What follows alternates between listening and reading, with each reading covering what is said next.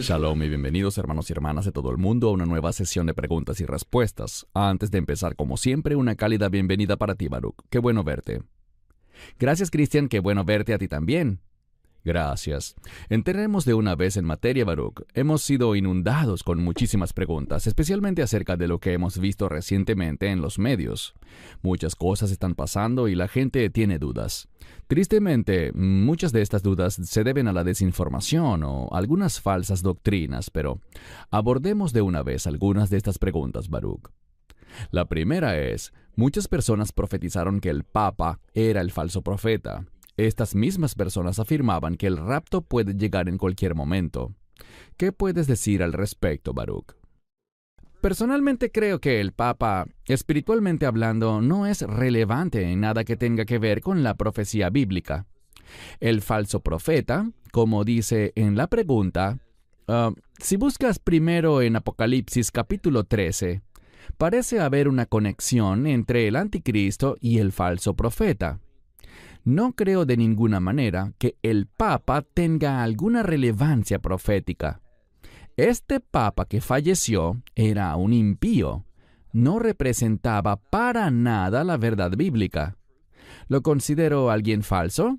Sí, en el sentido de que no era un verdadero creyente, pero no veo ninguna relevancia profética en él. Y en cuanto al rapto o el arrebatamiento, yo diría que es una enseñanza falsa esta doctrina de la inminencia del rapto.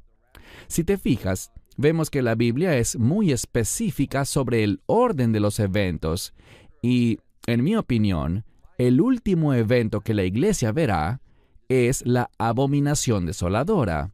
¿Qué significa eso? Significa que el arrebatamiento no ocurrirá antes de la abominación desoladora.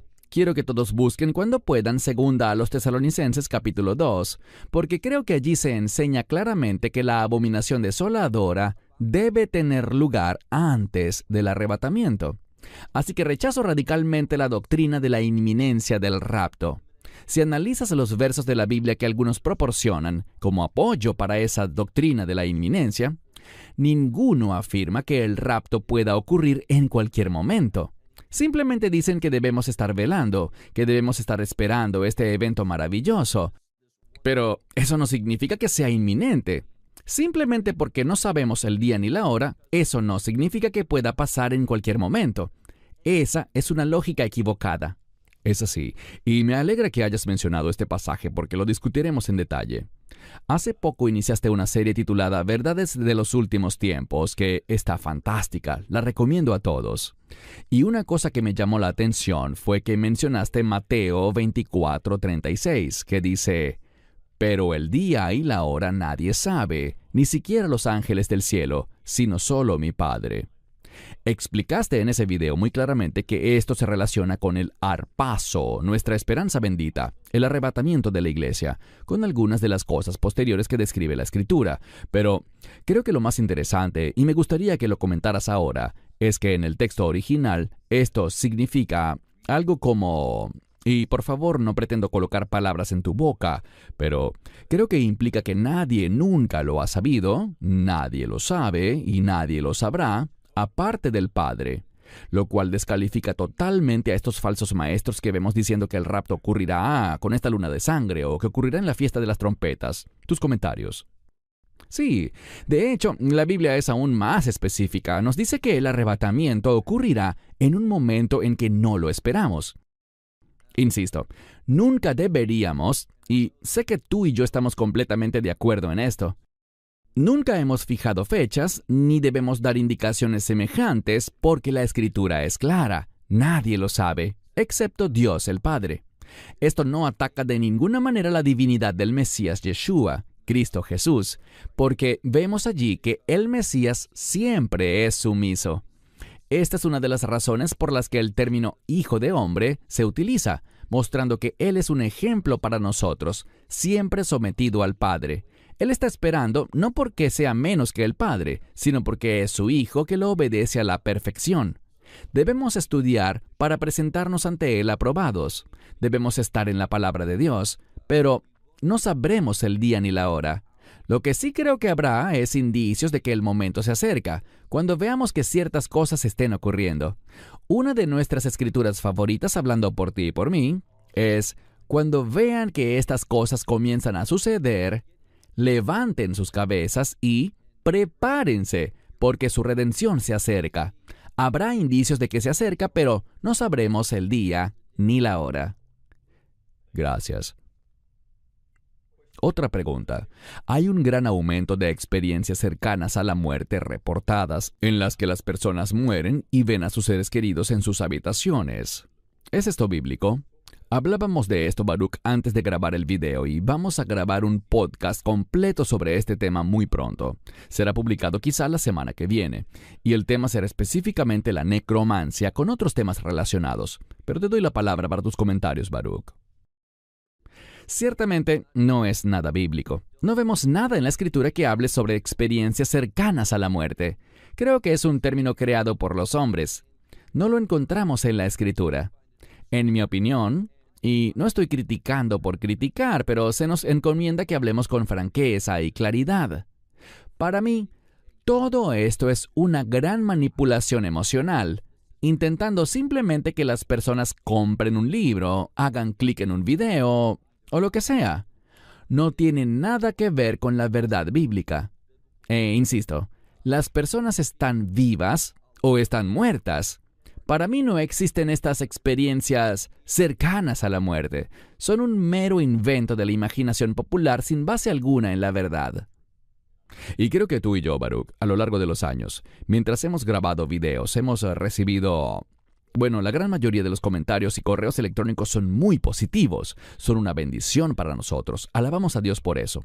Pero sabes, hay una pequeña minoría que es muy crítica ante algunas de las cosas que decimos.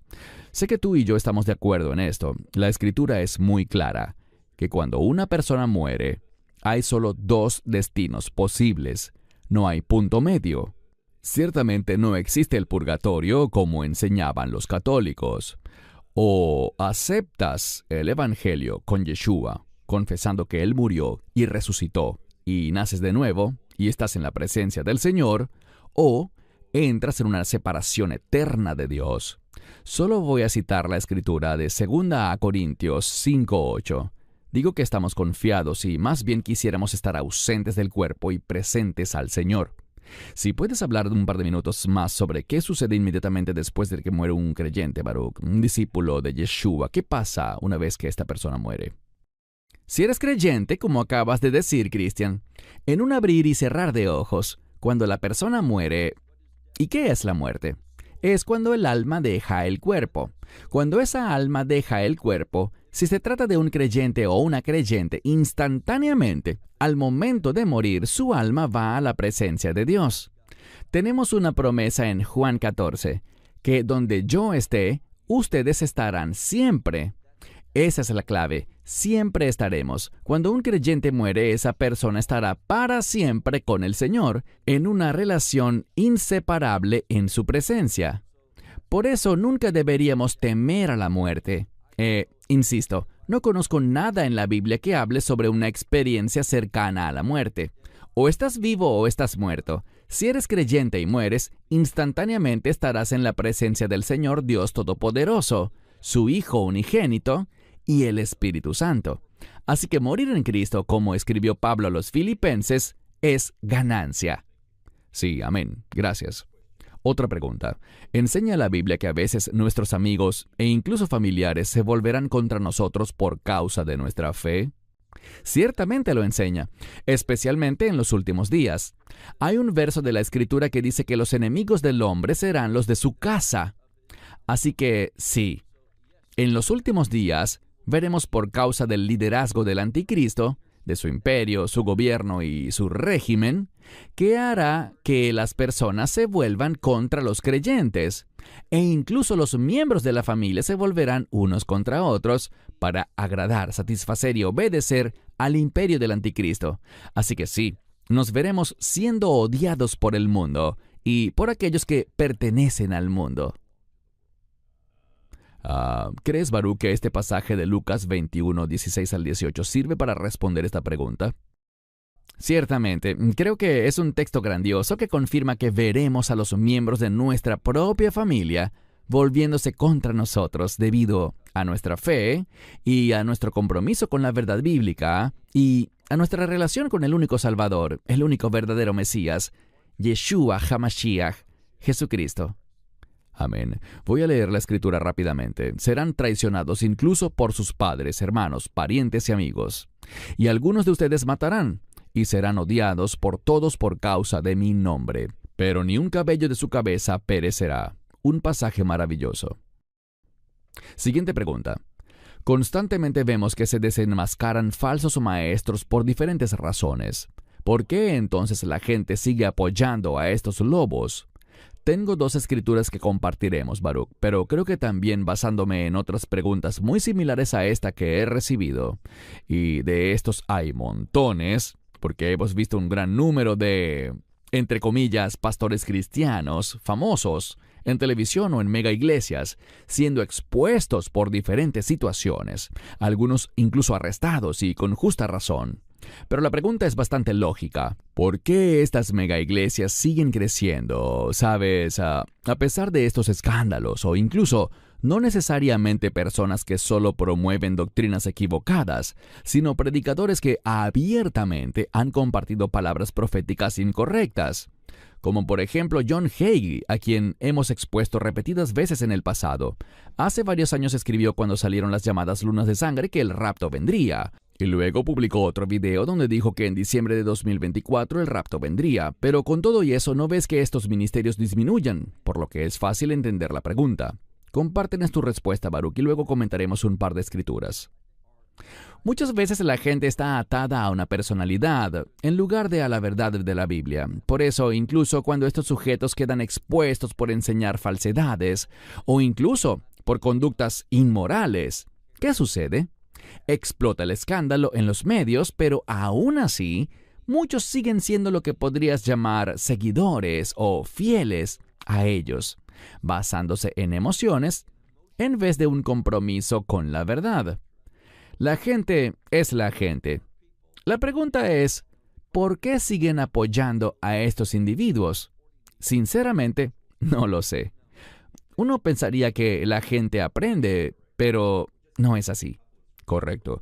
Leamos un par de escrituras y luego las comentas, Baruch. Segunda a Timoteo 4:3. Porque vendrá un tiempo cuando no tolerarán la sana doctrina, sino que teniendo comezón de oír, acumularán para sí maestros conforme a sus propias concupiscencias y apartarán de la verdad el oído y se volverán a las fábulas. Tus comentarios, Baruch. Bueno, esto simplemente habla de que en los últimos días habrá un segmento, no de verdaderos creyentes, pero sí de gente que asiste a la iglesia, que se apartarán del camino. No estoy hablando de perder la salvación, sino de gente que nunca ha sido salva y que serán influenciados por el hombre. Serán influenciados por el imperio del anticristo, se dejarán agobiar por los afanes de este mundo y se apartarán de la verdad. No caminarán más en ella si es que alguna vez lo hicieron, sino que harán lo que agrada al enemigo y que desagrada a Dios. Se nos dice una y otra vez proféticamente en el Nuevo Testamento, como este verso lo menciona, que esto sucederá a medida que nos acercamos a los últimos tiempos. Correcto, gracias.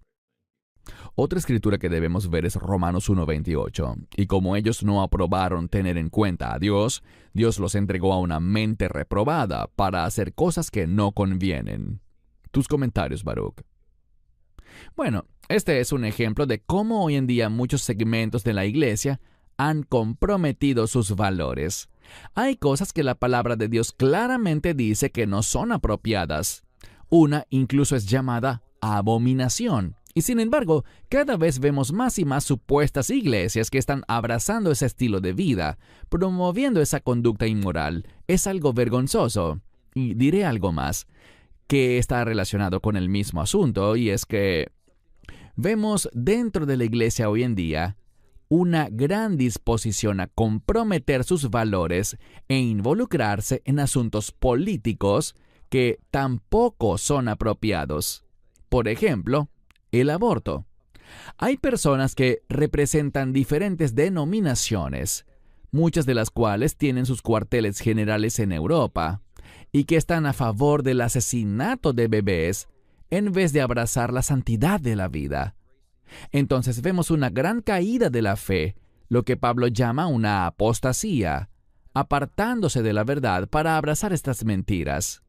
Es algo que está creciendo más y más hoy en día, lo cual es frustrante y desalentador, pero Dios advirtió que sucedería. Gracias. Siguiente pregunta. Es una pregunta un poco difícil porque toca un tema delicado, pero creo que es bueno abordarla. Esta dama dice: he sufrido abuso durante años por parte de alguien que se decía cristiana. Otras personas me dicen que la perdone, pero ella no se arrepiente. ¿Acaso la Biblia no enseña que solo debemos perdonar a quienes se arrepienten? Luego veremos la escritura a la que se refiere, pero ¿qué le puedes responder a esta dama, Baruch? Bueno, a veces perdonar a alguien es lo mejor que podemos hacer por nosotros mismos. Pero para responder esta pregunta de manera directa, así como nosotros mismos debemos arrepentirnos, ¿qué significa arrepentirse? El arrepentimiento, en el sentido más esencial, consiste en reconocer las normas de Dios y confesar que las hemos violado. En este caso en particular, yo diría que sería necesario que esta persona reconozca ante aquella a quien ha ofendido que lo que ha hecho está mal, que admita su error, que se ponga de acuerdo con las normas de Dios, las cuales violó y transgredió, y que le pida perdón. Pero, insisto, a veces es muy saludable que simplemente dejemos ir estas cosas. Un asunto de esta naturaleza puede que no sea tan fácil de hacer, pero sin embargo, yo diría que sí. La regla básica es que las personas deben arrepentirse y pedir perdón para poder ser perdonadas. Así es como funciona. Entonces, a la luz de esta pregunta que hizo esta dama, y estoy seguro de que hay muchas otras personas en situaciones parecidas, si la persona que ofendió, o abusó, o hirió a esta persona no se ha arrepentido, entonces, basándonos en Lucas 17, que leeremos, ¿no hay un requisito real para que sea perdonada?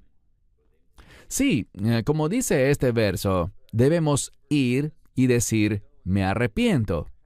Si la persona se arrepiente con sinceridad, debemos perdonarla. Pero, insisto, este perdón no implica que si alguien ha cometido un crimen contra ti, puede que tú lo perdones, pero eso no implica que no debas ir a la policía y denunciarlo. Puede que haya consecuencias y acciones legales que deban tomarse como una sentencia a prisión o lo que sea. El perdón no significa que condones, ignores o te resignes. El perdón, la base para el perdón, consiste en que la persona que falló, si es sincera, y estamos hablando de un abuso catalogado como un crimen, esa persona debe entregarse a las autoridades, debe admitir lo que hizo y recibir las consecuencias humanas, las consecuencias terrenales de sus acciones. No veo que sea parte de la fe simplemente decir, oh, este sujeto cometió un pecado terrible contra alguien, abusó de esa persona, sea cual sea la forma como haya sido ese abuso, pero yo simplemente lo perdono. Y el criminal se va sin ningún tipo de consecuencias. Ese no es el perdón bíblico que vemos en la Escritura. Vemos que para que se concretara el perdón, el Mesías murió en una cruz y derramó su sangre. Él tuvo que pagar un precio. E insisto, si alguien comete un crimen, tiene que hacerse responsable. Uno de los problemas actualmente, y vemos esto con respecto a lo que está pasando en Israel, es que nadie piensa que tenga que hacerse responsable por sus actos. La gente hace cosas terribles y el mundo dice, bueno, solo déjenlos tranquilos y olvidemos el asunto. No, tiene que haber responsabilidad, tiene que haber justicia, tiene que haber un castigo para todo el que cometió estos crímenes tan atroces. Correcto. Y quiero leer esto en Lucas 17. Cuídense. Si su hermano peca, repréndanlo. Si se arrepiente, perdónenlo. Si peca contra ustedes 7 veces al día, y 7 veces se vuelve a ustedes diciendo, me arrepiento, perdónenlo. Creo que es justo decir que nosotros, como creyentes, Si las personas no se arrepienten, no debemos ser tapetes para los no arrepentidos, para que limpien sus pies en nosotros. Y es necesario en tales circunstancias que cortemos estas relaciones tóxicas. ¿Estarías de acuerdo? Por supuesto, el perdón no significa que si alguien te ha traicionado... conozco una situación donde alguien tenía un socio de negocios y este socio le robó un dinero. La persona que perdió el dinero lo perdonó, pero ese perdón no significa que él debe volver a hacer negocios con él y actuar como si nada hubiera pasado. Debemos ser sabios y tener sentido común. Podemos perdonar a la gente, pero, insisto, este pasaje en Lucas demuestra que nuestra intención siempre debe ser perdonar, pero hay un requisito, y ese es un verdadero arrepentimiento, para que perdonemos a esas personas. Y el verdadero arrepentimiento no implica esconderse de las consecuencias, sino enfrentar las consecuencias y corregirlas. Un ejemplo perfecto es cuando alguien le hace un daño a otra persona, y puede ser un daño financiero. Entonces deben buscar enmendarlo de inmediato. Hace poco vi a unas personas en un restaurante y una persona derramó algo sobre su amigo, obviamente sin intención. Y esta persona le dijo: amigo, me siento muy mal por esto. He manchado tu ropa. Al menos déjame pagarla. Él quería pagar por la tintorería o para comprarle una prenda nueva, lo que fuese necesario, pero era evidente su esfuerzo por corregirlo de inmediato. Eso es arrepentimiento, en la medida de lo posible, aunque por supuesto habrá cosas que no podremos recuperar ni corregir, pero si está en nuestro poder hacerlo, el verdadero arrepentimiento nos lleva a corregirlo. Correcto, y creo que hemos hablado de esto antes, pero hay personas que a veces en su imaginación se inventan el 11º mandamiento que dice: serás amable sin importar qué. Pero sabemos que ese no es el caso, porque a veces es imperativo rendir cuentas. Pero como sea, continuemos. Vengo de un entorno carismático y amo a Israel y oro por él, pero no estoy de acuerdo con que el Shabbat o el sábado sea para nosotros en este nuevo pacto, al igual que el diezmo. Respetamos a quienes lo observan, pero no estamos de acuerdo con quienes lo llevan al extremo. ¿Está mal eso? Tus comentarios, Baruch. Bueno, yo diría que toda la palabra de Dios es relevante. En este caso, no estoy seguro a qué se refiere con las personas que lo observan o lo llevan al extremo. Lo que diría es que el Shabbat es una palabra del reino. Su énfasis es el reposo. El reposo en este caso no es simplemente ocio, sino que el reposo tiene que ver con estar en el lugar correcto. El Shabbat es una preparación para nuestro futuro. Si vemos Génesis 2, no fue por lo que el hombre había hecho que recibió el Shabbat. Fue por lo que Dios había hecho. Y este Shabbat preparaba al pueblo para el futuro. Así que el Shabbat es relevante, pero diré esto para darles tal vez algo de paz mental. ¿Pueden las personas guardar el Shabbat hoy? La respuesta es no. ¿Por qué lo digo? Si buscas Números 28, había sacrificios ofrecidos en el templo, en ese altar, en el Shabbat, especialmente para el Shabbat. ¿Tenemos ese altar hoy en día? ¿Pueden ofrecerse esos sacrificios? Obviamente no.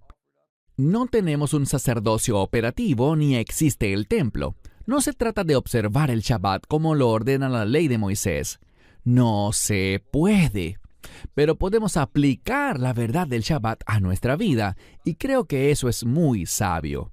Lo último que diré con respecto al Shabbat o con cualquiera de las cosas que Pablo dice en Colosenses 2, 16 y 17, es que no se trata de juzgarnos unos a otros. Puedo percibir en esta pregunta que él no está interesado en juzgar o condenar a nadie porque vea el Shabbat como algo relevante o como algo que quiera aplicar a su vida. Así que no se trata de juzgar a los demás y condenarlos rompiendo la comunión. Pero el Shabbat definitivamente sigue siendo relevante hoy en día. Amén. Llegamos al final de las preguntas por hoy, Baruch. Hemos visto muchas preguntas que han surgido debido a todas las cosas que hemos visto últimamente en los medios y en las noticias. La muerte del Papa, que para mí es irrelevante desde el punto de vista de los verdaderos creyentes. Hablo de los discípulos de Jesucristo, de Yeshua HaMashiach. Pero la gente se deja atrapar por esas cosas. Ven las cosas que están pasando globalmente, guerras comerciales, siempre la amenaza de guerra en el Medio Oriente, y vemos mucha ansiedad entre la gente hoy en día.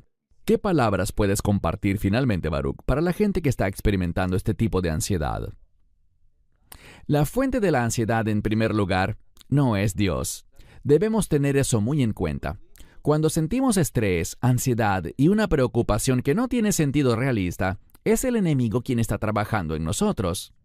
Debemos confesar que eso no viene de Dios. Dios nos trae paz, nos da gozo, nos otorga una mente sana, y Él es un Dios que nos anima para que avancemos en su voluntad, cumpliendo su palabra y aplicando la verdad bíblica en nuestra vida. Así que no debemos tener ansiedad. Eso es más fácil decirlo que hacerlo. Algunas personas son propensas a la ansiedad de una manera muy seria. Debemos orar por ellos. Debemos orar unos por otros. Seamos un solo cuerpo. Pero en cuanto a estas cosas, la vida se pondrá más difícil a medida que nos acerquemos a los tiempos finales. Habrá oposición, serias dificultades, pero la buena noticia es esta. A través del Espíritu Santo, a través de la palabra de Dios, podremos ser más que vencedores. Y a esto hemos sido llamados, a vencer. La travesía puede ser dura, pero Dios no nos abandonará ni nos desamparará. Él nos animará, Él nos dará la fuerza. Y vendrá un tiempo de vindicación. Tengamos eso siempre en mente. No nos dejemos atrapar por las dificultades. Alabemos a Dios por el hecho de que tenemos un futuro maravilloso, un futuro eterno.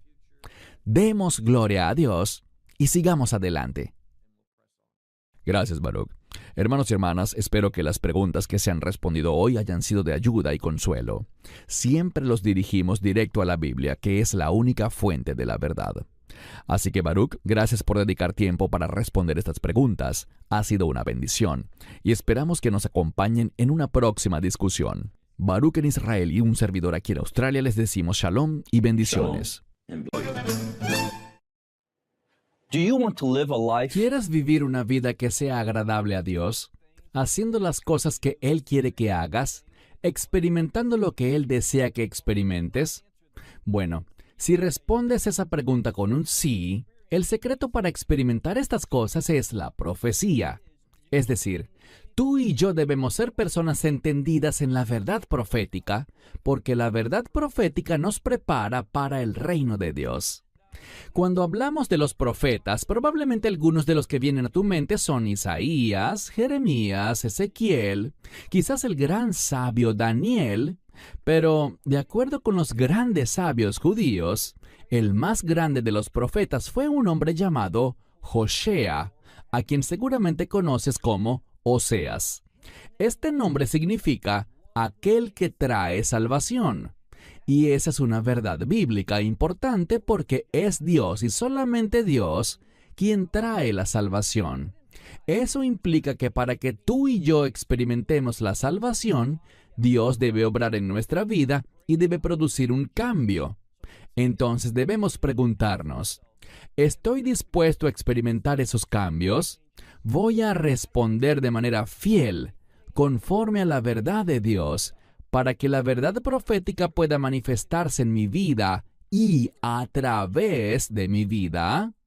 Bien, lo que haremos hoy es comenzar una nueva serie sobre la profecía de Oseas. Y una de las cosas que tú y yo debemos comprender es que ese nombre Oseas, aquel que trae salvación, ese nombre proviene de la misma raíz hebrea que el nombre del profeta Isaías. Y también que el nombre del Mesías Yeshua, es decir, Jesús. Su nombre proviene del mismo verbo hebreo. Lo que vamos a aprender son los principios sobre cómo podemos experimentar la salvación, o en otras palabras, de cómo podemos experimentar la victoria en nuestra vida. Así que toma tu Biblia y ve conmigo a la profecía de Josea, o el libro de Oseas, capítulo 1. Este fue un hombre que profetizó en el siglo 8 antes del nacimiento del Mesías Yeshua, y lo hizo para el pueblo de Israel. Cuando digo Israel, debemos entenderlo en el contexto adecuado, porque durante el liderazgo, por ejemplo, de Josué y los jueces, e incluso durante el reinado del rey David y del rey Salomón, había una sola nación. El reino de Israel era un solo reino. Pero después de la muerte del rey Shlomo o Salomón, algo cambió. El reino se dividió en dos imperios. El imperio del norte, que retuvo el nombre de Israel, y el imperio del sur, que se llamó Judá. Judá estaba compuesto solamente por dos tribus, Judá y Benjamín, y por supuesto las 10 tribus del norte, que a menudo se mencionan como las tribus perdidas, aunque en realidad no lo están, simplemente fueron llevadas al exilio, durante lo cual fueron absorbidas entre las naciones. Y hablaremos más sobre eso en las semanas que vienen. Pero lo que quiero que hagamos ahora es que entendamos el mensaje simple del amor de Dios que vemos en la profecía de Oseas. Así que ve conmigo por favor al capítulo 1. Inicialmente veremos que Dios usa a un hombre, y es muy interesante notar cuántas veces Dios hace lo que quiere hacer entre su pueblo a través de un solo hombre. Nunca subestimes el poder de lo que Dios puede hacer a través de una persona que está dispuesta a someterse totalmente a la palabra y los propósitos de Dios. Y noten lo que dice. Mira por favor el versículo 1. La palabra del Señor que vino a Oseas, hijo de Beeri. Ese término Beeri significa pozo.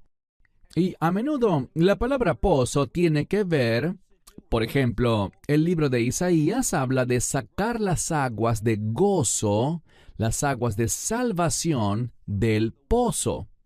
Lo que veremos es lo siguiente. En esta profecía aprenderemos los principios sobre cómo podemos sacar la salvación hacia nuestras vidas, cómo podemos experimentar la victoria de Dios y hacer las cosas que Él quiere que hagamos, y eso es victoria. Muchas veces las personas hablan sobre la prosperidad. ¿Qué es la prosperidad? Es una vida que se somete a los propósitos, planes, verdades y mandamientos de Dios. Así que mira de nuevo el verso 1. La palabra del Señor que vino a Oseas, hijo de Beeri, en los días de Uzziya, Yotam, Ahaz y Hizquillahu. Estamos hablando aquí de 4 reyes. Tal vez los conozcas mejor como Uzías, y luego encontramos a Jotam, Acaz y después al rey Ezequías. Hay algo que se destaca aquí. Cuando leemos este pasaje de la Escritura, lo que vemos es esto. Vemos que, aunque en su mayoría la profecía de Oseas está dirigida al reino del norte, a Israel, y otra forma en que a menudo se hace referencia al reino de Israel, el reino del norte, es con el término Efraín, el hijo menor de José, nacido en Egipto. Así que la mayor parte de esta profecía trata sobre el reino del norte, por lo que es muy inusual. Es algo extraño que cuando comienza este discurso, empieza hablando sobre los 4 reyes de Judá. Si seguimos leyendo, se menciona a otro rey. Sigue leyendo en el verso 1. Al final dice, también en los días de Jeroboam o Jeroboam, hijo de Joás, rey de Israel. Una de las cosas que quiero que notes es esto. Un punto importante que se menciona en esta profecía una y otra vez es que Oseas habla sobre la necesidad de arrepentirse. Él habla y quiere manifestarle al pueblo sus numerosos pecados, y principalmente estamos hablando del pecado de la idolatría. La idolatría en términos proféticos a menudo se menciona como adulterio, fornicación o prostitución. Esto es lo que el profeta va a recalcarle al pueblo y lo hará una y otra vez. Especialmente cuando lleguemos a los capítulos 4, 5, 6, 7 y así hasta llegar al final del libro. Pero debemos entenderlo correctamente. Verás, Oseas no solo profetizó estas cosas, y lo proclamó en la ciudad, por ejemplo, de Shomrón o Samaria. Él no comenzó a hablar y profetizó esos 14 capítulos en un día, o en una semana, o en un mes. No, los eruditos nos dicen que Oseas profetizó durante al menos 40 años. Algunos dicen que incluso pueden ser 60 años. Esto es lo que debemos entender. Aunque él proclama repetidamente el mismo llamado al arrepentimiento, las mismas condenaciones que le ocurrirían al pueblo por involucrarse en idolatría, entendamos algo. Entendamos esto. El objetivo de su mensaje era provocar un cambio. Y muchas veces cuando tenemos un corazón duro, se necesita mucho tiempo para transformarlo en un corazón sumiso. Uno que sea contrito, uno que haya sido preparado. Les daré un ejemplo. Supongamos que una persona quiere romper una roca, así que toma un martillo y comienza a golpearla. La primera vez que la golpea no pasa nada. Lo mismo sucede en la segunda y tercera y cuarta vez. Pero en el 10º golpe, cuando la golpea con el martillo, se abre. Aquí está la pregunta. ¿Fue el 10º golpe el que causó que la roca se abriera, solo ese golpe número 10? ¿O fue el total acumulado de todos esos golpes que la roca recibió? Y obviamente la respuesta es los 10 golpes. De la misma manera, Oseas comienza a hablar y llama al pueblo a arrepentirse una y otra vez, porque es el total acumulado de esta profecía lo que provocará un cambio en el pueblo. Y la pregunta es esta. Mientras pasamos los próximos meses estudiando capítulo por capítulo, versículo por versículo, palabra por palabra, estas profecías, el propósito es el siguiente: que en cada ocasión que oigas a veces las mismas cosas repetidamente, ellas comiencen a obrar en tu vida, comiencen a penetrar en tu ser interior, tu corazón, tu alma, para que al final haya un cambio. ¿Qué cambio? Que Dios ejecute la salvación. Mira de nuevo. Él menciona a estos 4 reyes de Judá y a Jeroboam, el rey del norte. Mira ahora por favor el verso 2. Leemos. El comienzo de la palabra del Señor con Oseas. Y el Señor dijo a Oseas: Ve y toma para ti una mujer de prostitución. Piensen por un momento. Dios es un Dios santo, y le está diciendo a este profeta Oseas que vaya y se case con una mujer que es una ramera. ¿Por qué? Porque Dios quiere comunicar una verdad al pueblo. Muchas veces proféticamente vemos esto, especialmente con el profeta Ezequiel, que Dios le dice a los profetas que hagan cosas como testimonio, o como ejemplo, o como forma de ilustrar sus sentimientos, sus pensamientos y su voluntad para el pueblo. Así que dice de nuevo en el verso 2. A mitad de verso dice: Ve y toma para ti una mujer de prostitución y ten hijos de prostitución. ¿Por qué? Porque ciertamente la tierra se ha prostituido en cuanto al Señor, es decir, se han alejado del Señor. Israel, este reino del norte, ha cometido prostitución. ¿Qué significa esto? De nuevo, prostitución, fornicación, adulterio. En la profecía, especialmente en el libro de Oseas, esos términos hablan de lo que hemos llamado en hebreo Avodah Zará, un culto extraño, o más precisamente, idolatría. Dios está dolido, está molesto, porque el pueblo se ha apartado, se han alejado de Dios y su verdad, y han abrazado una idolatría que está arraigada en el egoísmo. Y ese es un punto muy importante que debemos entender, que la idolatría siempre está enraizada en un comportamiento, en un proceso de pensamiento que pone al individuo primero y se olvida de Dios. Hagamos una pausa para hacernos una pregunta muy sencilla. Y la pregunta es: ¿dónde está Dios en mi vida? ¿Es Él lo primero o me he colocado yo de primero? ¿Qué es más importante? ¿Mis planes, propósitos y mis sueños? ¿Busco simplemente que Dios bendiga mis propios proyectos? ¿O he dejado sabiamente y con humildad esas cosas, las he clavado a la cruz y he comenzado a buscar y a suplicar a Dios a través de su palabra, obedeciendo sus mandamientos para que Dios me revele su verdad para mi vida? Bueno, eso es lo que Dios quiere comunicarle al pueblo de Israel. Mira de nuevo, dice, porque la tierra, y aquí está hablando de la tierra de Israel, la tierra ha cometido prostitución y se ha apartado. Literalmente dice, de delante del Señor. Es decir, se ha ido en una dirección diferente. Verso 3. Lo que vemos aquí es lo rápido que Oseas obedece a Dios. Él no oró al respecto, no lo pensó. Simplemente oyó la orden y respondió sin la menor duda. De eso se trata la fe. La fe, como hemos hablado muchas veces, la fe está arraigada en la verdad de Dios. Así que cuando escuchas la verdad, no tienes que pensar en ello. No tienes que consultarlo con la almohada. Lo que tienes que hacer con un sentido de urgencia y prisa es responder. Eso es exactamente lo que vemos en el verso 3. Él fue y tomó a una mujer llamada Gomer. Las palabras son importantes en la Escritura, y los nombres revelan verdades espirituales.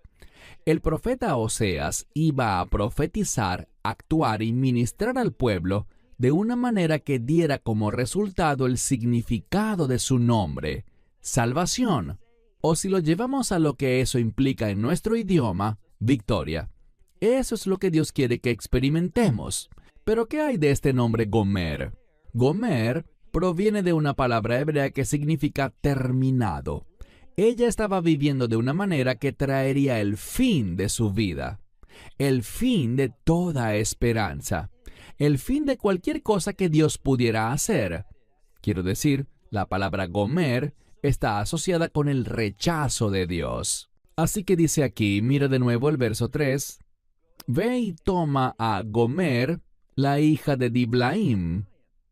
Él lo hizo, y dice que ella concibió y le dio a luz un hijo varón. Verso 4. Y el Señor le dijo, ponle por nombre, y este es un término muy importante, Yisreel. En español decimos Jezreel. ¿Por qué enfatizo su pronunciación en hebreo? Muy sencillo, porque cuando miramos el nombre hebreo, tiene significado.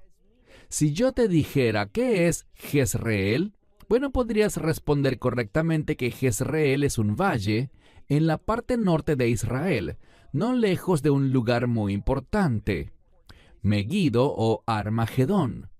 Pero entendamos que el término Jezreel proviene de dos palabras hebreas que significan Dios plantará. ¿Y a qué se refiere esto? Es una palabra de los últimos tiempos. No te lo pierdas. Es una palabra que tiene significado profético para los últimos días, los tiempos finales. Habla de Dios produciendo la salvación al plantar a su pueblo de vuelta en la tierra. ¿Oíste bien?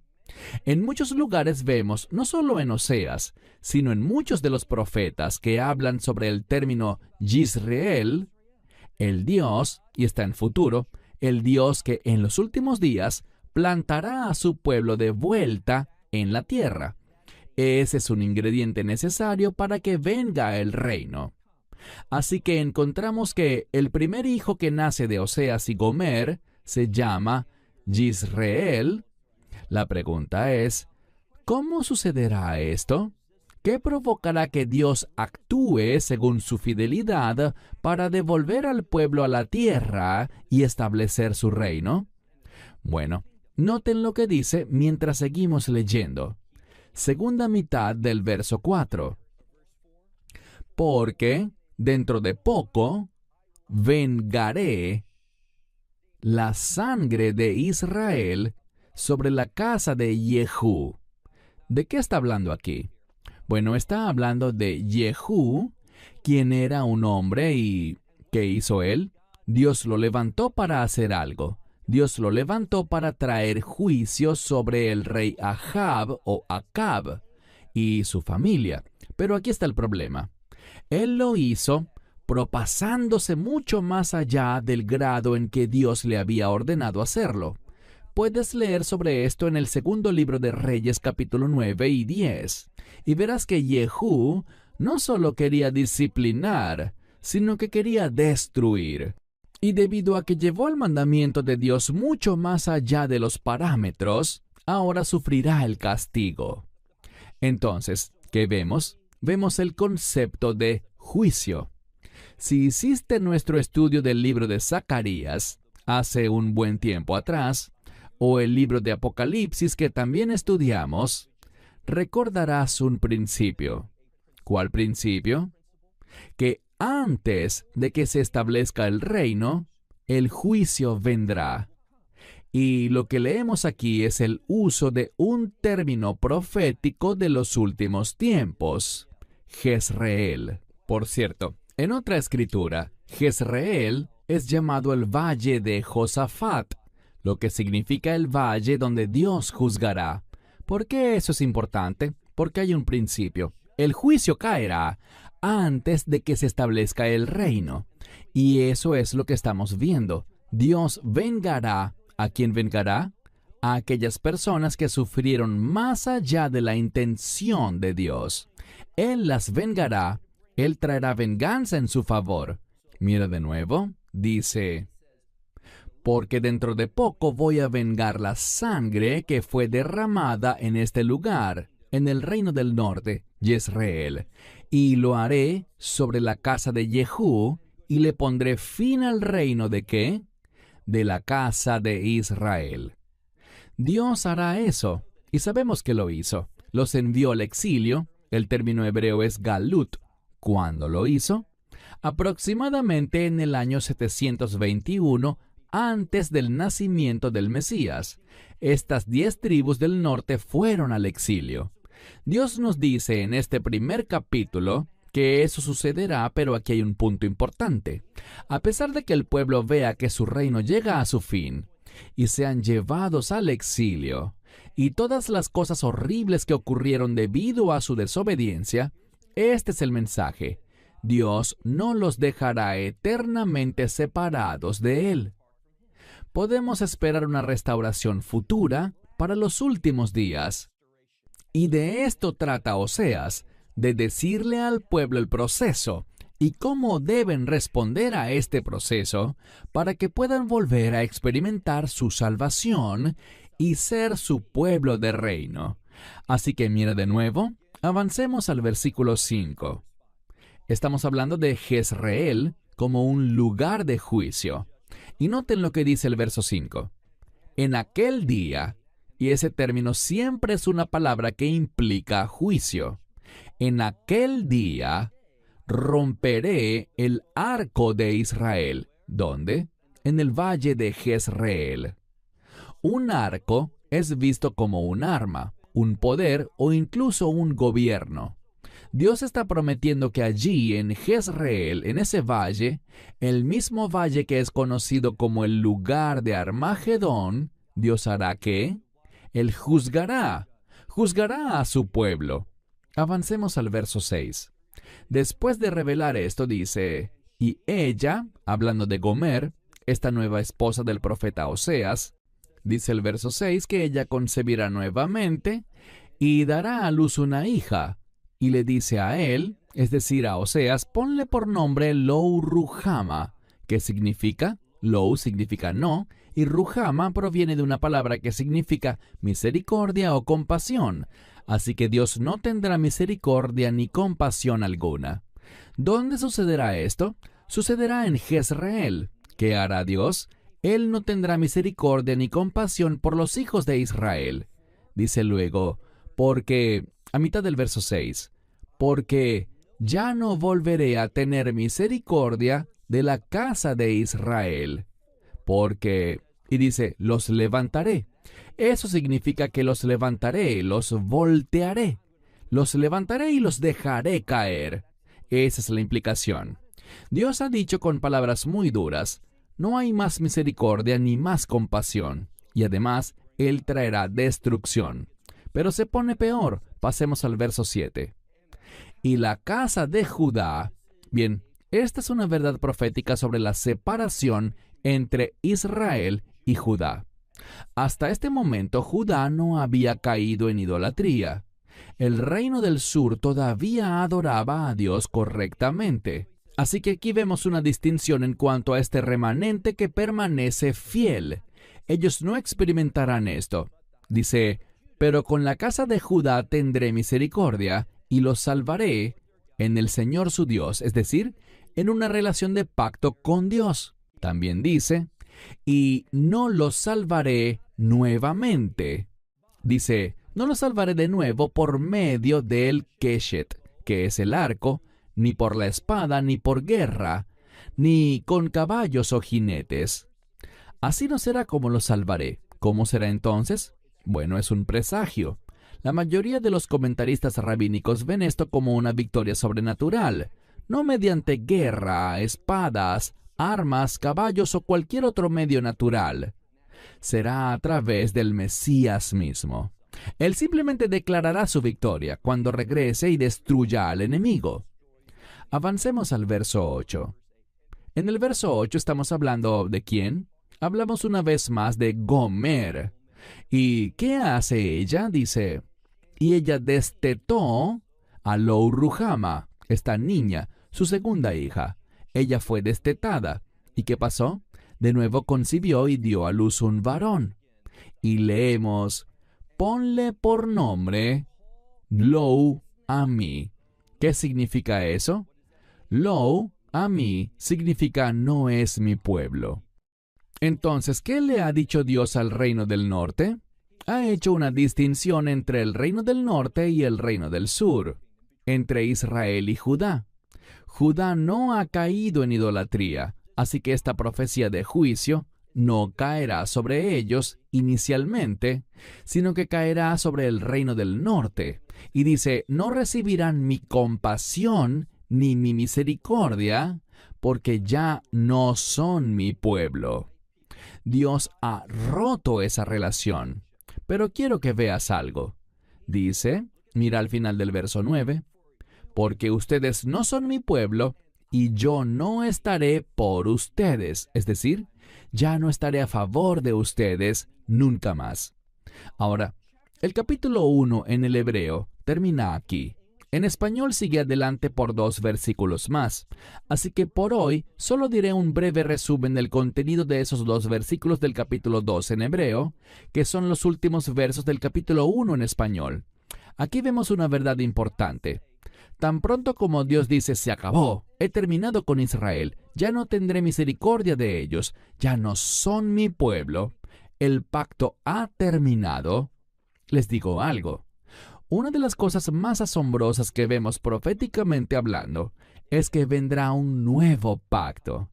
Y ese nuevo pacto será hecho, según Jeremías 31, ese nuevo pacto será hecho con la casa de Israel y la casa de Judá. Es nuevo. ¿Y qué significa esa palabra? 2 cosas. Es un pacto de reino, pero también es un pacto diferente. ¿Qué quiero decir? Mientras que el primer pacto lo rompimos, para el segundo pacto, Dios asumirá toda la responsabilidad de mantener ese pacto sobre sí mismo. ¿Qué significa eso? Significa que el resultado de ese pacto, las promesas, las bendiciones, serán recibidas por su pueblo. ¿Y dónde las recibirán? En el reino de Dios. Y lo que haremos la próxima semana, al estudiar estos últimos 2 versos del capítulo 1, o los primeros 2 del capítulo 2 en hebreo, será ver lo que Dios dice para reafirmar su naturaleza, su carácter, para con su pueblo, de modo que podamos estar seguros de que Dios es un Dios que guarda el pacto con su pueblo. Se terminó el tiempo hasta la próxima semana cuando avanzaremos en la profecía de Oseas. Esperamos que te hayas edificado con el mensaje de hoy y lo compartas con otros. Te invitamos a seguir nuestros estudios.